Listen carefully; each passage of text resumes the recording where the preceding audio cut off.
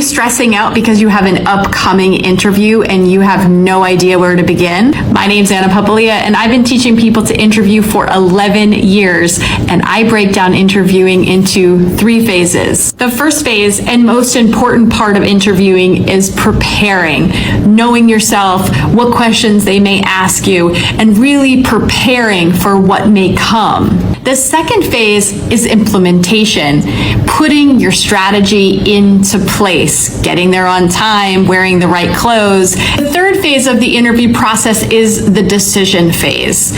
And if you haven't done your prep work, the decision phase is going to be agony. Get a Shift profile to walk you through all 3 phases of the interview process and follow me to interview. Here are 5 rules to break in an interview in under a minute. Number 1, don't tell them what you're making. Instead, turn the question around on them and ask them what the position is paying. Number 2, don't say the position is a good fit if it isn't. Number 3, don't be meek in the interview and sit with your hands in your lap and your head down. Instead, own your side of the table and take up space. Number 4, an interview is a conversation. It's a two-way street. So don't be afraid to ask tough questions. 5, don't be humble. Everyone wants what they can't have. You need to act like a hot commodity. Make sure they know that you're actively interviewing. Follow me for more tips on how to interview better. Here's the biggest mistake people make when they're preparing for an interview. They spend a lot of their time and effort researching the organization, and they don't focus enough time on themselves. An interview ultimately is a set of questions about you. And while it's important that you know some basic things about the company that you're interviewing with, they don't really need you to regurgitate back to them what their corporate goals are. They know what they are. They don't know about you. So you need to spend most of your time and focus all of your prep efforts on answering basic interview questions. Can you answer, why should I hire you? What are your strengths and weaknesses? And behavioral questions like, walk me through using step-by-step examples of a time that you dealt with a tough customer. That's where you should be focusing your prep efforts. If you need help, get a Shift profile. The link is in my bio, and good luck on your upcoming interviews.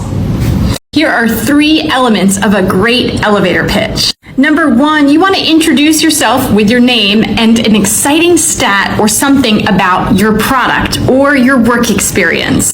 Number 2, be brief and be clear, but state your qualifications. Number 3, why you? The hiring manager has a problem and you're the solution. So tell them what you're passionate about, how you stack up against the other candidates. What is your unique value proposition? My name's Anna Papalia, CEO of Shift Profile. I discovered interview styles, wrote a scientifically valid personality assessment, and I have helped thousands of job seekers and hiring managers interview better. Previous to heading up Shift Profile, I was a director of talent acquisition. With my 10 years in the corporate world and 10 years as a coach and trainer, I am confident that I can teach anyone to interview better. I also have a book, The 4 Interview Styles, coming out next year. I'm just in here minding my own business, working, and I get a delivery, and I don't even know what it is. I'm not expecting anything, and then I realize it's from HarperCollins, and it's my book. My book, Interviewology, came out in January, here in English, but this book, I think that this is the Spanish version, so let's open it together. Let's do a little live unboxing. I am not ready to be on camera. I don't even have any makeup on, but I wanted you to be with me as I open this, because this wouldn't be possible if it weren't for you. To publish a book in English is pretty amazing, but this book is getting published in Chinese, Bulgarian, and Spanish. And I think, oh my God, it's getting published August 27th. I've never seen this. Oh my God. Oh my God. It's all in Spanish. Whoa. Charmers are called seductors. Oh geez. Wow. This is crazy. This is amazing. The English version and now the Spanish version. Wow. This is so cool. I would love to read some of this to you, but I only know high school Spanish and I don't want to embarrass myself or butcher this beautiful language. If you are a Spanish speaker, you can get this August 27th. And obviously, if you're an English speaker and you're looking to discover your interview style, you can get the English version on Amazon or wherever books are sold.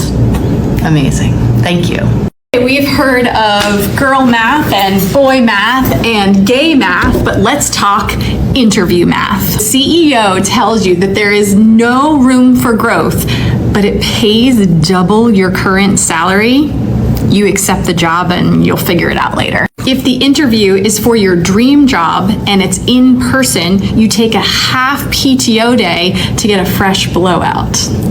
If you've told them that you require 100K and after 6 rounds of interview, they make you the offer of 80, promising a 6-month review, you ghost them. Okay, stick with me on this one. If the job that you're interviewing for is 100% virtual and it's an hour commute, and they tell you that they're returning to the office, but they don't exactly know when, and when they do return to the office, you're only gonna have to work in the office 2 or 3 days a week, but the pay is 30 more grand a year and the benefits are so extra, you take the job and you just hope and pray that they never return back to the office. And if they do, maybe you'll move. But if you're not exactly sure if you were fired or laid off from your last position because you work for a small company and they didn't really have their shit together, so when you apply to the next company, you are sort of like vague about what happened and you don't really put it on your application because you're hoping and praying that no one is going to answer the phone at that previous company when they call to check your references. If the interview is a 20-minute phone screen, you do it at your office, you figure it out. When you're interviewing for your dream job and the CEO likes to play golf, so you say that you like golf too, and you remember some TikTok creator saying that you needed to lie about having better hobbies, and you thought it was really innocent until he invites you to play golf. If it's a virtual interview, you do not take PTO and you just fit it into your normal schedule. And when your boss asks you if you're available at that time, you say, no, sorry, I already have a meeting booked at that time. And this one you can take to the bank. If your interview was scheduled for 45 minutes,